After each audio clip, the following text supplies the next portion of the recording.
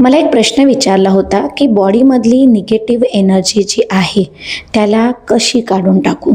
उत्तर खरंच खूप सोपं आहे. आपल्या शरीरामध्ये अणू आणि रेणू म्हणजे ॲटम्स आणि मॉलिक्युल्स कंटिन्युअसली व्हायब्रेट करत असतात. पण ते तेवढंच पुरेसं नाही आहे. आपल्या स्नायूंना म्हणजे मसल्सला सक्रिय करण्यासाठी एक्झरसाइज करणं खूप जास्त इम्पॉर्टंट आहे. कारण एक्झरसाइज केल्यामुळे आपल्या बॉडीमध्ये पॉझिटिव्ह कायनेटिक एनर्जी तयार होते आणि एक्झरसाइज केल्यामुळे फील गुड हार्मोन म्हणजेच एंडॉर्फिन वाढतो. तर तो तुमच्या आभाशी म्हणजे ऑराशी जोडल्या गेलेल्या निगेटिव्ह एनर्जीला सुद्धा अडथळा आणतो. तर मग कधीपासून एक्झरसाइज सुरू करताय आणि तुमच्या बॉडीमधली पॉझिटिव्हिटी वाढवताय?